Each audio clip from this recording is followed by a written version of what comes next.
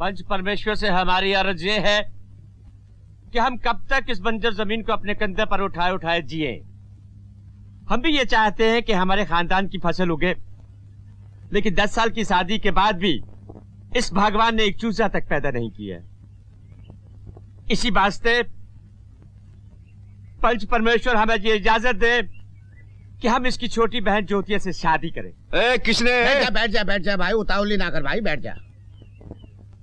इसकी छोटी बहन से शादी कर सके संतान की खातिर, और हमारा ये वादा है कि हम इन दोनों बहनों को बड़े मजे से रखेंगे, साथ साथ एक ही घर में।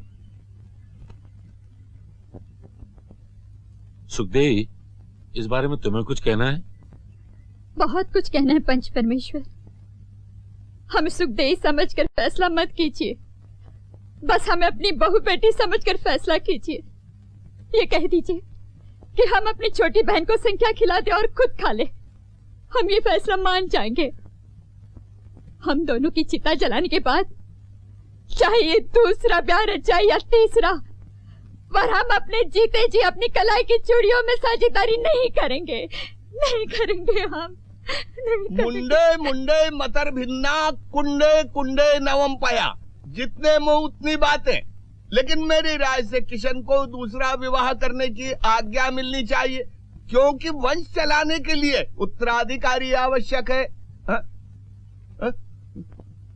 उत्तराधिकारी चाहिए? हैं? इस बात की क्या गारंटी है कि ये दूसरी बीवी से बच्चा पैदा कर सकता है? और इस बात को भी कैसे मान लिया जाए कि संतान पैदा न करने में बेचारी सुखदेई का दोष है? इस किशन लाल में भी तो कमी हो सकती है। पंच परमेश्वर, इस आदमी को ये सब बकवास करने की इजाजत किसने दी है? तुम्हें बीच में बोलने का अधिकार किसने दिया है? शांत। इसे किसने अधिकार दिया है? शांत।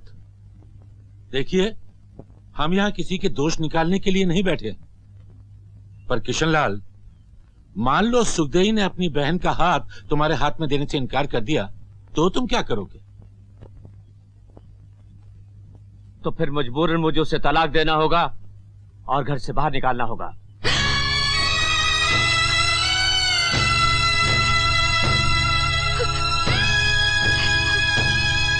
अरे इतना जुल्म ना करो किशनलाल जी बेचारी पर।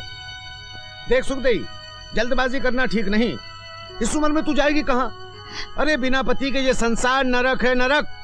और जब तेरी छोटी बहनी सौतन है तो तुझे डर किस बात का? वाह वाह, क्या कौड़ी लाए हो गुप्ता जी। मेरा मुंह मत खुलवाइए।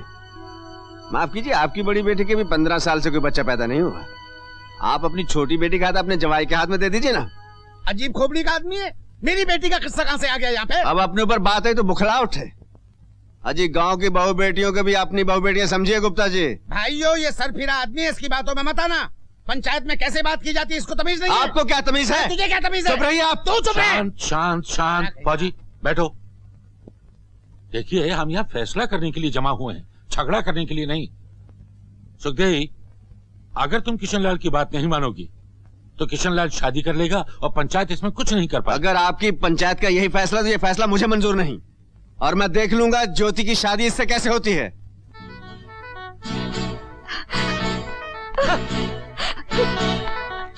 अजीब घनचक्कर आदमी है, हर जगह अपनी नेतागिरी बताता है। बिल्कुल ठीक कहा है पंडित जी आपने। बस बस बस गुप्ता जी।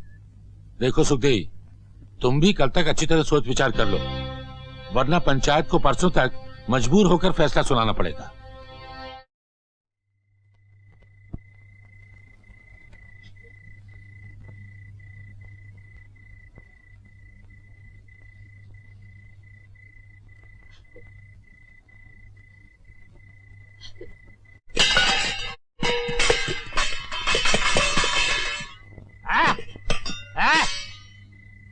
ये कहाँ नौटंकी लगा रखी है तुम दोनों ने? हाँ, आज घर में खाना नहीं पकेगा ना, और ना ही कोई काम काज होगा।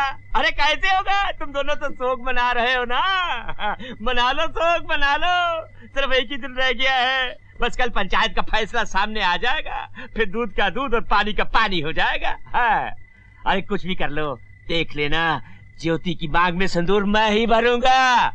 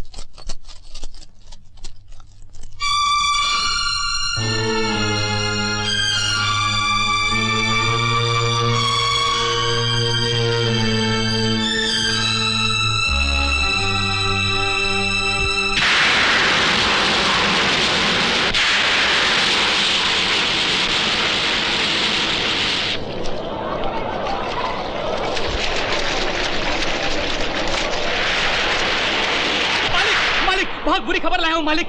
माधवपुर में बहुत जोर की आंधी और बरसात आई है और अपने बांध में इतना पानी जमा हो गया है कि किसी भी वक्त बांध टूट सकता है मालिक। क्या बकवास करता है? 50 साल की जिंदगी में ना मैंने ऐसा देखा ना सुना। मैं सच कह रहा हूँ मालिक, माधवपुर के लोगों ने अपने बांध का पानी भी हमारे ही बांध की तरफ मोड़ दिया है और तो और छोटे मोटे ताल तलियों का पानी भी अपने ही बांध में आकर गिर रहा है मालिक। अगर हमारा बांध टूट गया तो मुश्किल खड़ी हो जाएगी मालिक। अच्छा क्या तूने मुझे बता दिया, मैं भी देखता हूँ।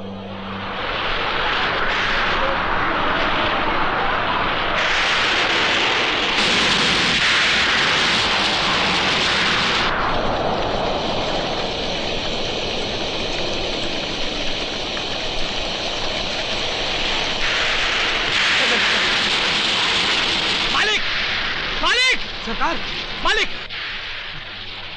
क्या बात है, क्या प्रसाद? आसमान फट पड़ा है मालिक। अपने गांव की नदी में बाढ़ आ गई। हाँ। 2 गांव डूब गए, 3 बिल्कुल बह चुके हैं मालिक। माधवपुर के सब लोग आकर हमारी पाठशाला में डेरा डाल चुके हैं मालिक। हाँ सरकार, बांध का पानी खतरे के निशान से ऊपर जा चुका है। अगर बांध टूट गया तो सारा गांव पानी में बह जाएगा सरकार। हाँ। तुम ऐसा करो, भाग के जाओ और सारे गाँव को खबर कर दो कि पंचायत होने वाली है। अच्छा, जाओ। अच्छा, चलो चलो। क्या हुआ बाबूजी, बोलिए ना, क्या बात है? ओहो कुछ नहीं, तुम लोग फिक्र मत करो। और चलो अंदर चलो।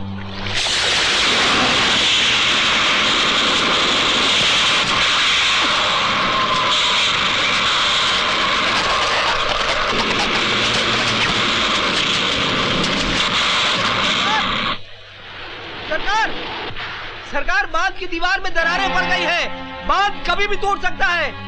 तुम वहीं रहो और थोड़ी थोड़ी देर में हमें खबर देते रहो। अच्छा सरकार। किशनलाल, अगर कुछ बंदोबस्त नहीं हुआ तो हम सब डूबकर बेमौत मारे जाएंगे। मेरी राय तो यह है कि हमें ये गांव छोड़कर चले जाना चाहिए। अजी, गांव छोड़ना इतना कोई आसान है? हजारों का माल मेरे गोदाम में पड़ा है। अगर आप लोग आज्ञा दें तो एक उपाय मैं बताता हूँ। तो बोलिए ना। आज से 50 वर्ष पूर्व इसी प्रकार की विनाशकारी वर्षा हुई थी। उस वक्त गांव वालों ने एक अष्ट भवानी देवी माँ की तांत्रिक पूजा की थी। उस पूजा के कारण एक परिवार को कष्ट अवश्य हुआ था, लेकिन पूरा गांव विनाश से बच गया था। मेरी राय है कि वही तांत्रिक पूजा हमें करनी चाहिए। तो फिर पंडित जी जल्दी से पूजा कीजिए ना। सारे गांव को दुख से बचाना ही होगा। हाँ गुप्ता जी, सारे गांव को दुखों से बचाने के लिए कौन सा ऐसा परिवार है जो तैयार नहीं होगा? जय माता की।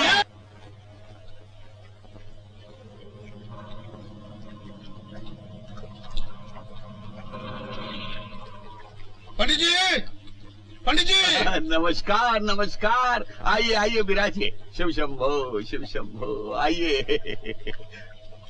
कहिए श्रीमान गुप्ता जी, ऐसी भयानक बरसात में कैसे आगमन हुआ? पंडित जी, बात ही कुछ ऐसी है।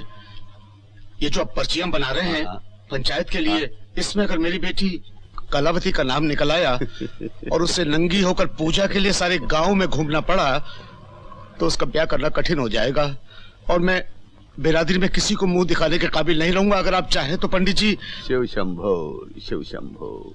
गुप्ता जी, शुभ चिंतक के होते हुए किसी परिचित मित्र की बच्ची का नाम नहीं निकलेगा। बात बाहर नहीं जाए। हमने हर पर्ची पर एक ही नाम लिखा है, ज्योति ज्योति ज्योति।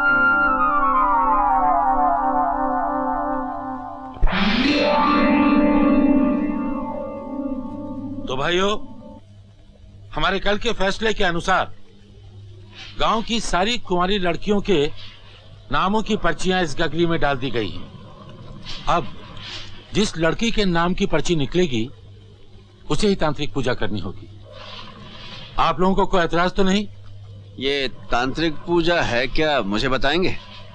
तुम कौन होते हो पूछने वाले? हाँ, कल जब इस बात का फैसला किया गया था तो तुम कहाँ थे?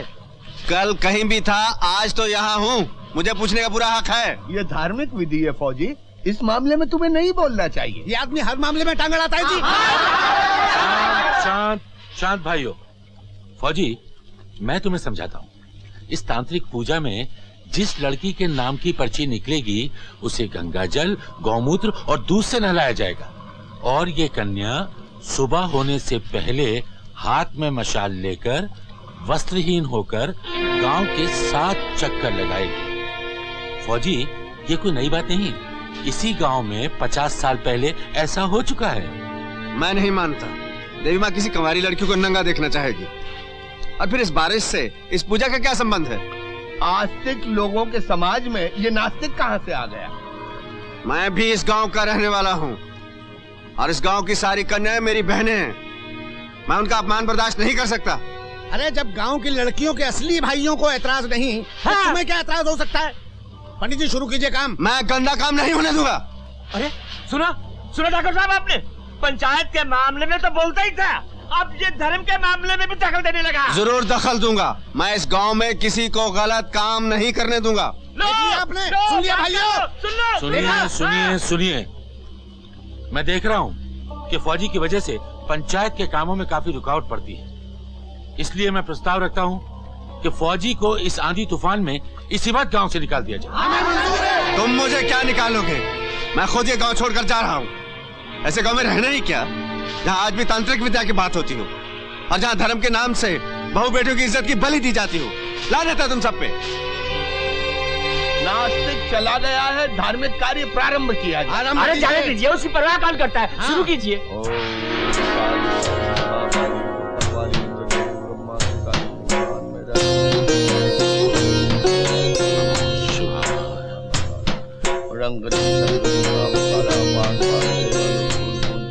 महादेव की चोटी से बांधो तो हमारी बात, इसमें से एक चिट्ठी निकालो।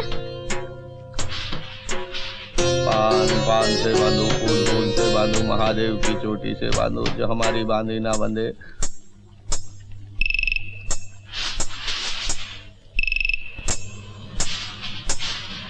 देवी माँ की कृपा।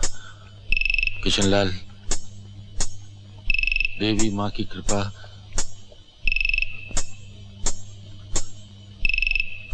तुम्हारी साली ज्योति।